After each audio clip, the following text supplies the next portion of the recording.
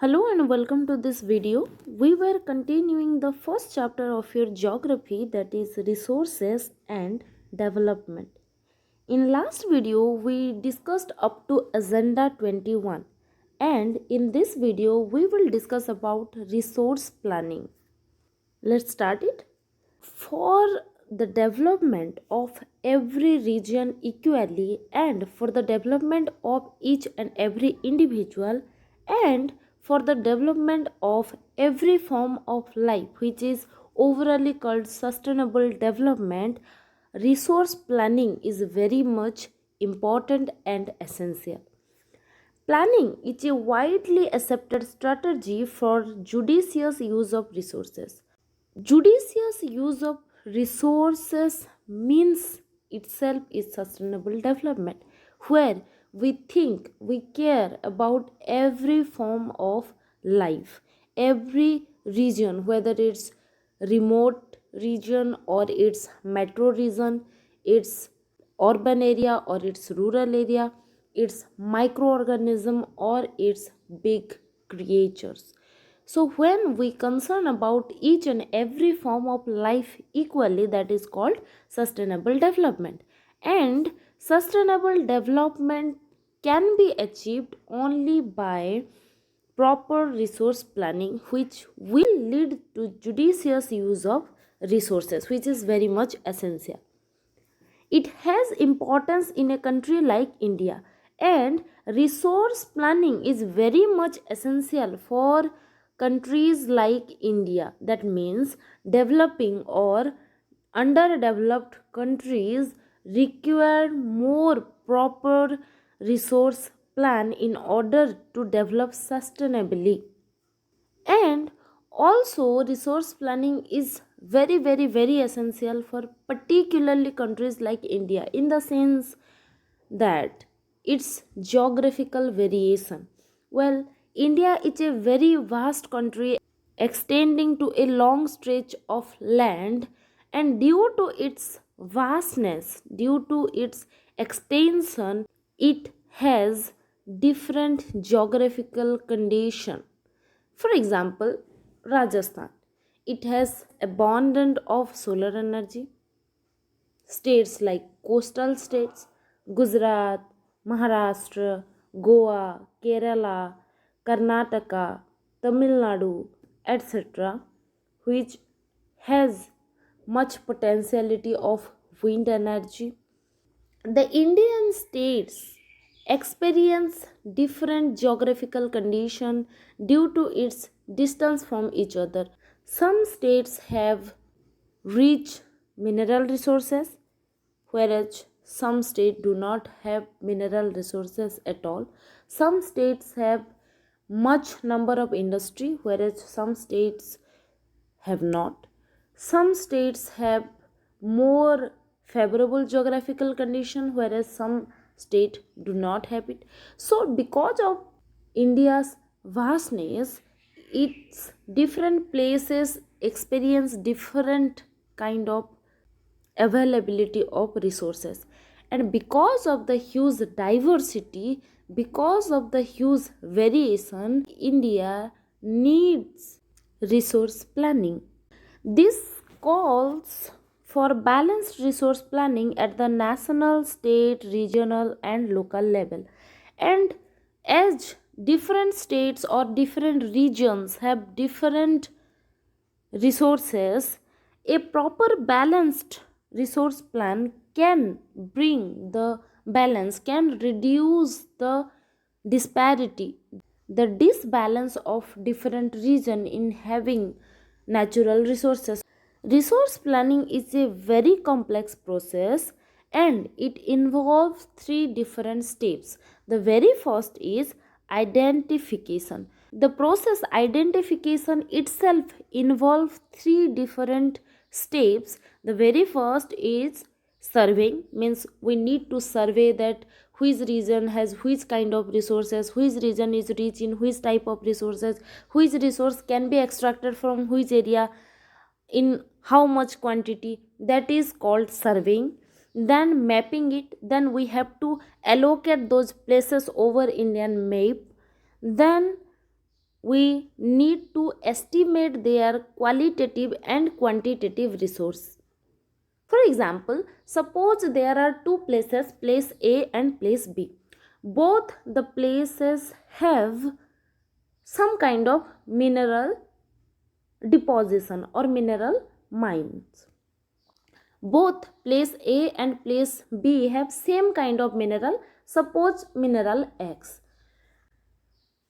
Place A have quantity of mineral whose market value will be very less after extraction, whereas place B's quantity or quality of mineral is much more higher and its market value is too much. Then obviously a person or government will give priority to extraction of minerals from place B because its quality and quantity is better than the quality and quantity of place A's mineral. So that is the meaning of estimation of its qualitative and quantitative value. So what are the three steps that involve in identification of resources? First step is surveying, then mapping, and then qualitative and quantitative estimation of that resource. Then point 2 is evolving a planning structure. After identification of resource, we need to evolve or we need to plan to how to extract that resource, and that is through technological and institutional development. We need proper technology to harvest a particular kind of resource, and we need institutional development. We need different organization institutions to accelerate it. So technological and institutional development is the second important step in planning resources. Then third is matching. In step 3 we need to match the resource development plan with national development plan. We need to see that whether the resource development plan is running according to the national development plan, whether it's lagging behind, or whether it's far more ahead of national development plan. So we need to bring it to the level of national development plan so that we can implement that plan and could achieve national development.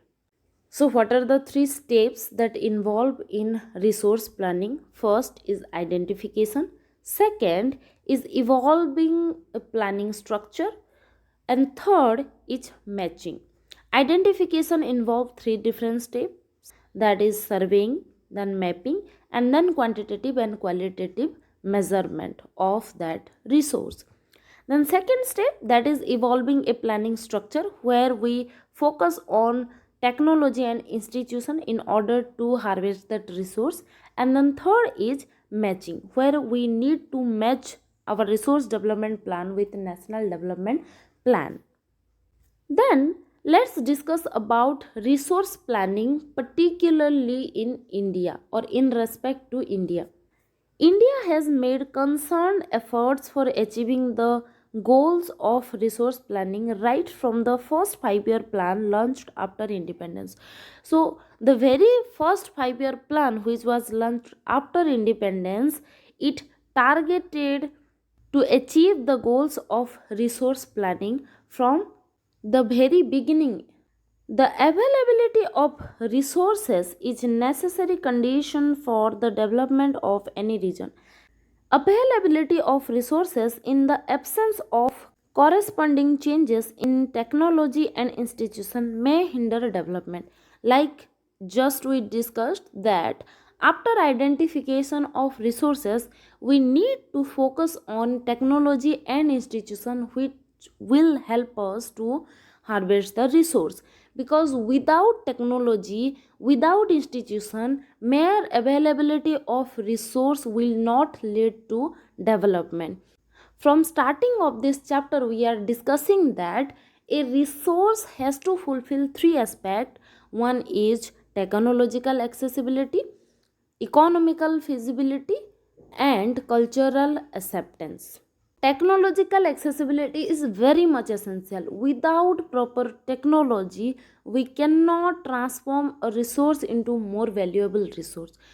So, technological and institutional development is very much essential for development of a region so that we can transform the existed resource into more valuable resource. Otherwise, mere availability of resource cannot lead to development. There are many regions in our country that are rich in resources, but these are included in economically backward regions. Like we discussed earlier, that India is a very diverse country. Some states are rich in mineral resource, some states are rich in technology, some states are rich in industrialization, some states are rich in market facility, some states are rich in human resource. Some of its states have a rich stock of resources, but they are economically poor state, whereas some states are there which are economically very forward, but they do not have good availability of resources. On the contrary, there are some regions which have a poor resource base, but they are economically developed. If somewhere there is technological advancement, resource is not there. Somewhere there is resource but technology is not there. So there is existence of disbalance, and we need to balance it through proper resource planning. In India, development in general and resource development in particular does not only involve the availability of resources but also the technology, quality of human resource, and historical experiences of the people. So only existence of resource is not enough. Existence of resource along with proper technology, proper institutional development, and proper human capital or human resource is essential for development. Absence of any one of factor will not lead to development, and that is why in order to bring harmony, in order to bring balance, we need proper resource planning. Now we will discuss about conservation of resources. Irrational consumption and overutilization of resources may lead to socio-economic and environmental problem. Well, in beginning of the video we already discussed a question that whether resources are free gift of nature, and we already explored its answer that it's obviously no, not. Resources are not free gift of nature. We need to pay a cost in order to acquire, in order to exploit, in order to use that resources, and in general we use it at the cost of our environment. So the irrational consumption, when we consume without giving it a thought, it leads to socio-economic and environmental problems. To overcome these problems, resource conservation at various levels is very much important. This had been the main concern of leaders and thinkers in the past. And in order to minimize, like in last video we discussed that we cannot completely erase out the impact of extraction or exploitation of resources. We cannot completely stop the environmental degradation and all the environmental consequences, but we definitely can minimize its impact. And in order to minimize the environmental problem or the socio-economical disparity which arise due to irrational consumption of resources, we need to think about conservation of resources at various level, like at local level, at state level, at national level, at group level, at community level, at individual level. In every level we have to think about conservation of resource. Otherwise there will be a time when we will face scarcity of resources, and in order to avoid that situation we need to think about conservation of resources. That's all about this video. Thank you.